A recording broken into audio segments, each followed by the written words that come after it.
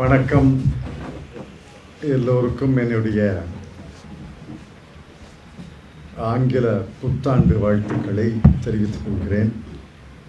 2025ஆம் ஆண்டு மகிழ்ச்சியும் அமைதியும் நிரம்பிய ஆண்டாக இருக்க வேண்டும் என்று நான் வேண்டுகிறேன். சில நாட்களுக்கு முன்னாள் பிரதமர் டாக்டர் மன்மோகன் சிங் அவர்கள் மறைந்து விட்டார்கள்.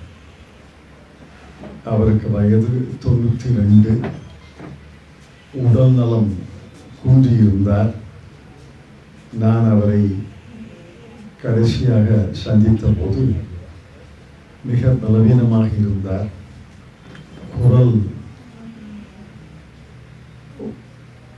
ரொம்ப சமணமாக ஒலித்தது. ஆனால் அவருடைய நினைவு சிந்தனை எல்லாம் மிக மிக தெளிவாக இருந்தது. அவரை விருந்தினர்கள் பார்வையாளர்கள் தொந்தரவு செய்யக்கூடாது என்பதற்காக அவர் மிக குறைந்த நபர்களைத்தான் சந்தித்தார். அவர் மறைவு இந்தியாவுக்கு மிகப்பெரிய இழப்பு. 1991ஆம் ஆண்டு அவர் நிதியமைச்சராக இருந்தபோது அவர் மேற்கொண்ட சீர்திருத்தங்கள் புரட்சிகரமானவை. ஏறத்தாழ 42 ஆண்டுகளாக இந்தியா தொடர்ந்து வந்த பல அரசுகள் கடைப்பிடித்த பொருளாதார கொள்கையை மாற்றி புதிய பொருளாதார பாதையிலே இந்தியாவை அழைத்துச் செல்வதற்கு அவருக்கு மிகுந்த துணிச்சலும் அறிவும் இருந்ததால் தான் செய்ய முடிந்தது. அவருக்கு அன்றைய பிரதமர் திரு நரசிம்மராவ் அவர்கள் பேருதவியாக இருந்தார் என்பதிலே யாருக்கும் ஐயமில்லை.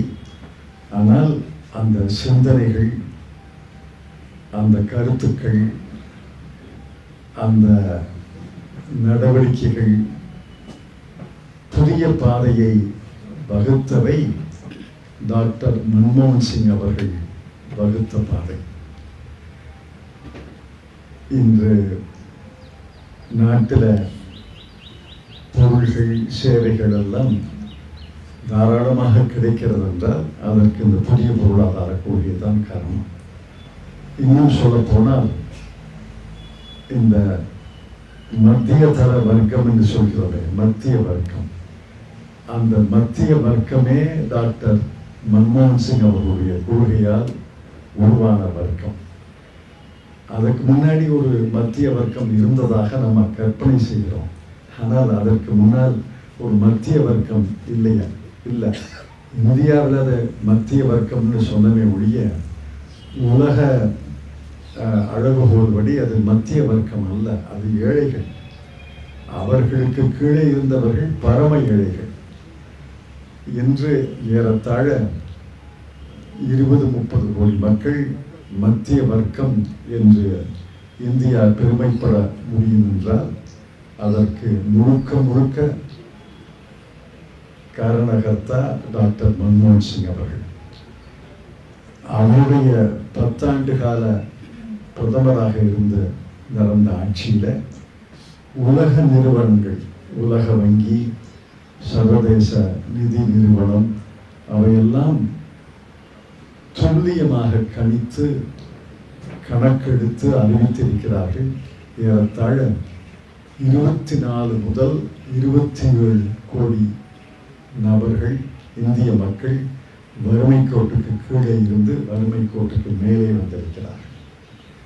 அவர் பல புரட்சிகரமான திட்டங்களை எல்லாம் அறிமுகப்படுத்துவதற்கு அவர் எங்களை ஊக்குவித்தார்.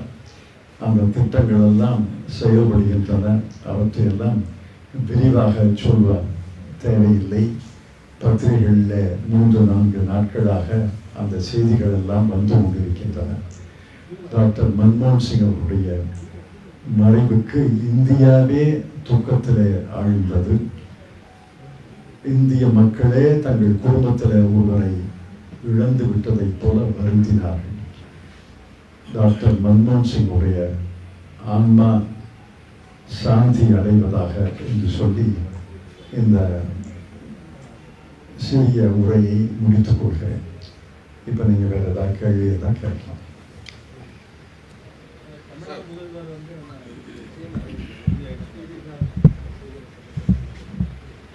தமிழக முதல்வரை சந்தித்து நான் அழைத்த போது உடனடியாக ஒப்புக்கொண்டார்.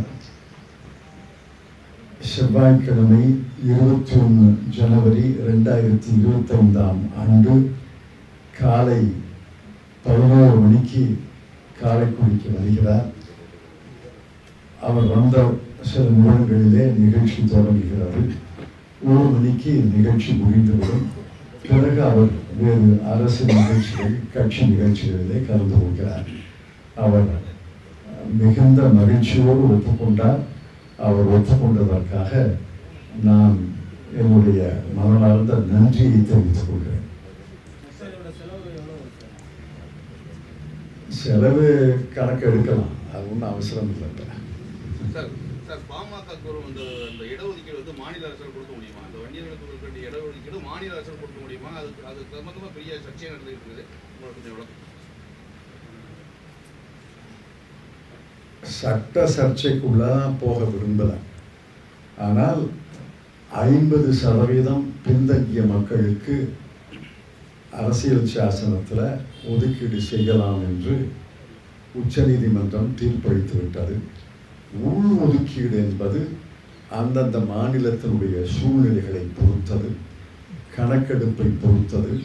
அதற்கு உச்சநீதிமன்ற தீர்ப்புகள் இருக்கின்றன.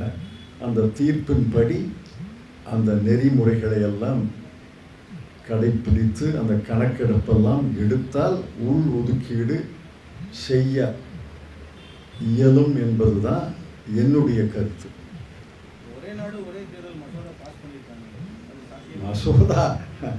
மசோதா நிறைவேற்றல. அந்த வரைவு மசோதாவை தாக்கல் செய்திருக்கிறார்கள். அது அரசியல் சாசனத்தை மீறிய செயல். அந்த மசோதா அரசியல் சாசனத்துக்கு முரணானது. அந்த மசோதாவை இந்தியா கூட்டணி தோற்கடிக்க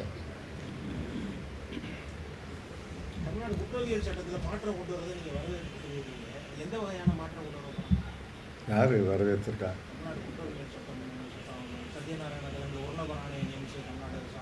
அவனும் அதை பற்றி கருத்து சொல்லலையே.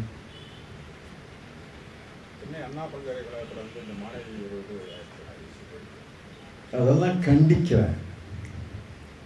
அதற்கு ஒரு காரணம், ஒரே காரணம் இல்லை, ஒரு காரணம் அண்ணா பல்கலைக்கழகம் உட்பட 6 பல்கலைக்கழகங்களுக்கு துணைவேந்தரே கிடையாது. இதெல்லாம் மிகுந்த வருத்தத்தை தருகிறது. புகழ்பெற்ற சென்னை பல்கலைக்கழகத்தில் 27 ஆண்டுகள் டாக்டர் லட்சுமணசாமி முதலியார் அவர்கள் துணைவேந்தராக இருந்தார். இன்னைக்கு அந்த சென்னை பல்கலைக்கழகத்துக்கு துணைவேந்தர் கிடையாது. தஞ்சையில் ஒரு பல்கலைக்கழகத்தில் பதிவாளரும் பொறுப்பு துணைவேந்தரும் மாறி மாறி அறிக்கை தருகிறதெல்லாம் மிகுந்த வேதனை தருகிறது. ஆளுநர் அவர்கள் தன்னுடைய வரம்புக்குள்ள இருக்கணும். அரசு தான் அரசை நடத்த முடியுமே ஒழிய இரட்டை அரசு எந்த மாநிலத்திலையும் நடத்தக்கூடாது, நடத்த முடியாது.